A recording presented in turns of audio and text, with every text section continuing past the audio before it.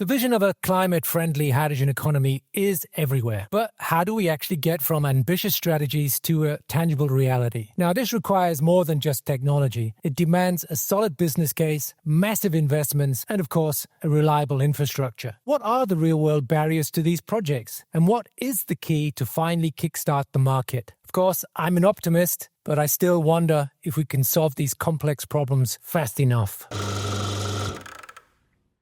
Hello and welcome to a new episode of minus 253 degrees Celsius, the expert talk that gets to the point, in fact, to the boiling point of hydrogen. And today we have a very special guest. I'm really excited to get some real-world answers from Dr. Sopna Sury, and she is the Chief Operating Officer for Hydrogen at RWE Generation.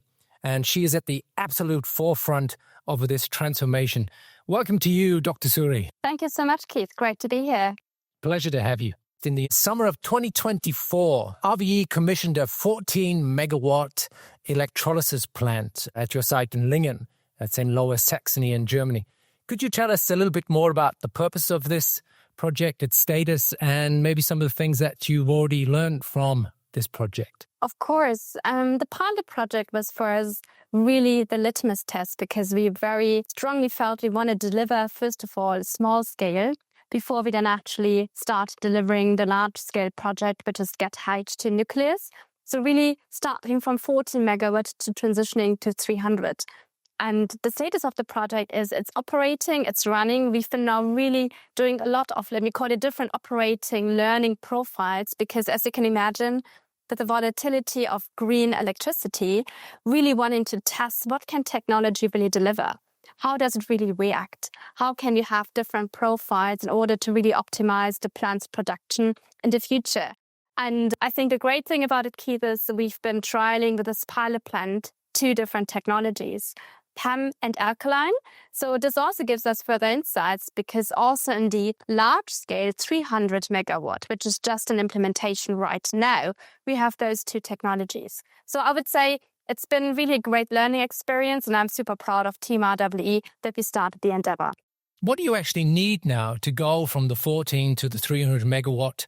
What do you say the single most important factor that would get you to that point?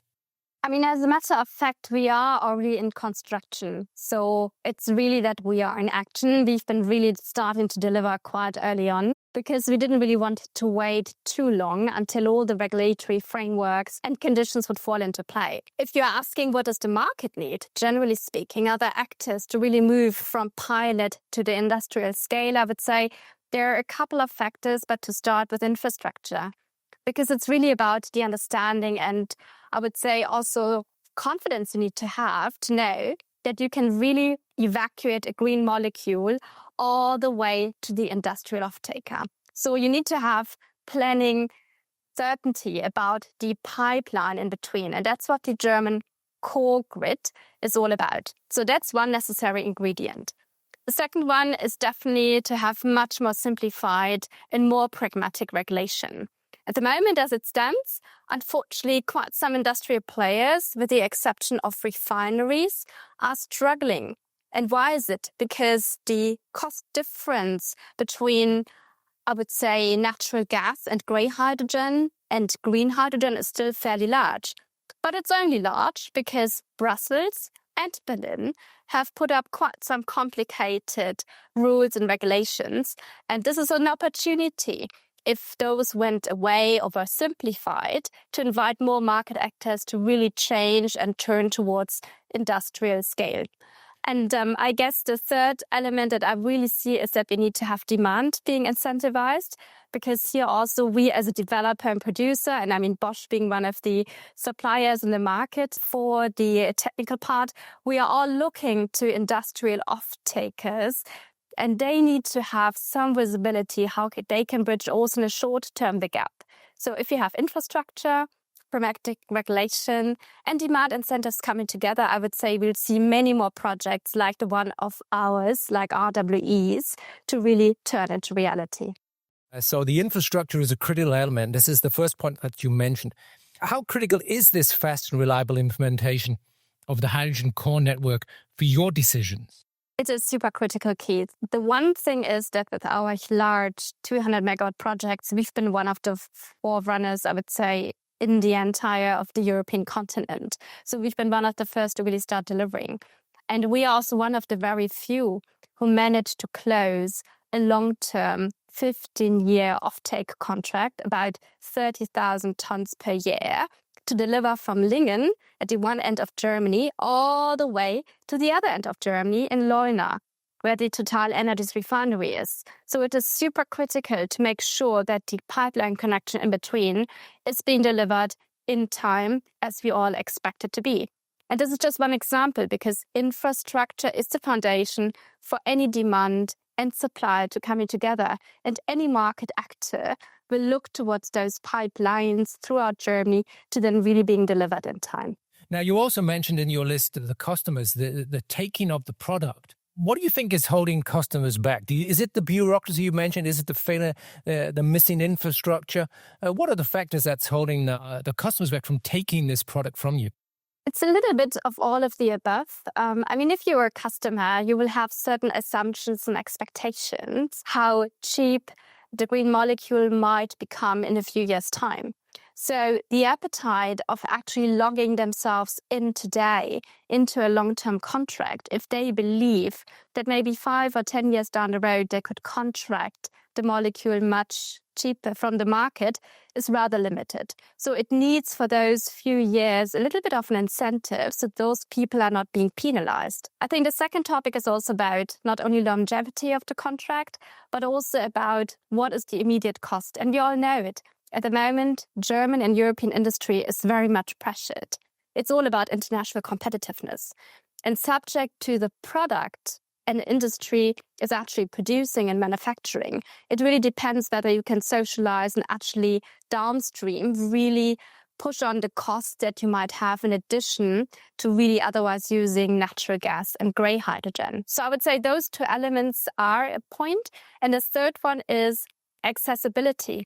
So what is your expectation? How many volumes at what point in time you'll be really able to get to your factory's premises? So that is then where infrastructure comes into play, and the importance of making sure that, be it from imports cross-border or be it from domestic electrolyzers, volumes come and kick in as expected. Okay, you mentioned competitiveness, and I also get a very strong impression that we're talking about speed, we're talking about the next few years being critical.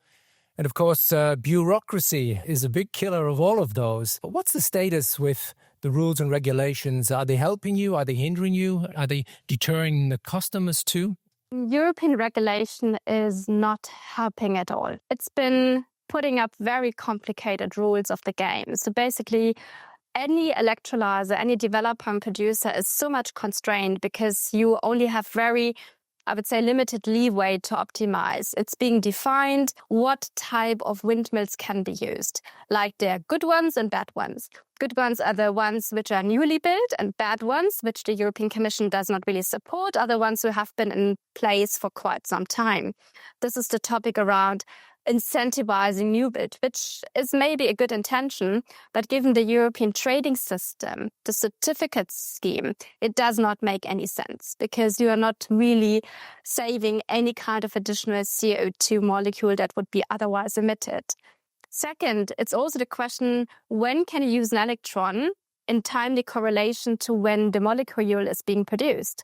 And also here, Brussels has put up a very restrictive type of framework where basically you artificially increase the cost. Not sure you have an e-car, Keith, but if you have one, you could simply plug it into the socket and you can charge it. Nobody is asking you whether you have a windmill sitting in your garden, whether that windmill is running at the moment you are charging your car, but those restrictions are being imposed on electrolyzers, and that is the highest level of bureaucracy. That is not even value adding. Well, how do we break this impasse? How do we get cut through the bureaucracy? And how do we give the assurance to customers that they can go into the long-term contracts? And that, of course, the assurance for you as a supplier that you will have customers for the long term too and be able to invest in the infrastructure. How do we break that impasse?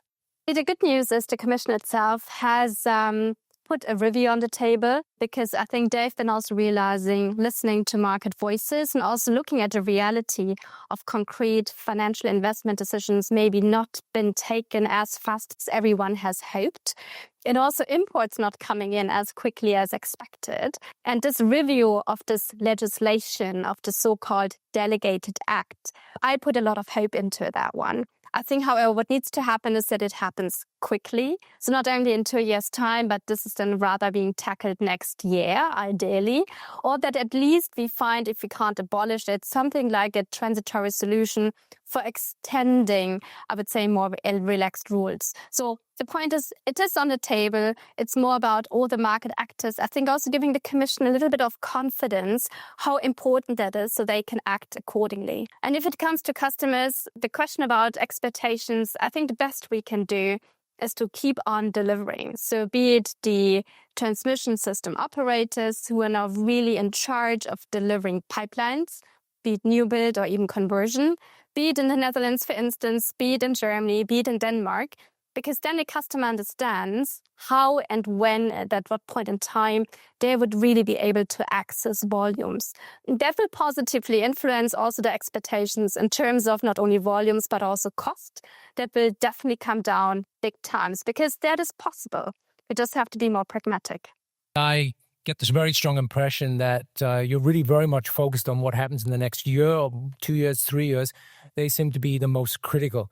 What would you say are, just to summarize, the critical political and economic decisions that need to happen in the next 12 months, 24 months, before we even look at something as far away as 2050? So concretely, I would say Brussels needs to take away the so-called RFNBO, Green Molecule Delegated Act for hydrogen. Second, also Berlin, talking about German electrolyzers, has it in their hands to really at least extend, if not really significantly reduce, the grid fees for electricity if an electrolyzer is running. Because an electrolyzer takes out stress of the system and it rather helps the system efficiency. So that is also one big item that can happen. And I would say both together, with some maybe other minor measures, but they all together would ensure that the cost of today's hydrogen, if nothing changed in 2030, would radically come down by at least 50%. And I think that's the best we can do. And as I said, deliver, deliver, deliver on infrastructure. Fantastic. Thank you very much. You've encouraged me with your answer to still ask you the question, the final question. Let's assume we get those steps right, those essential critical steps with the infrastructure, the bureaucracy, and so on, the incentives. How do you assess the long-term developments in your field, let's say for the year 2050? Seems a long time away. What will the energy landscape look like, or you hope will look like? I would hope that we would really have an integrated energy landscape.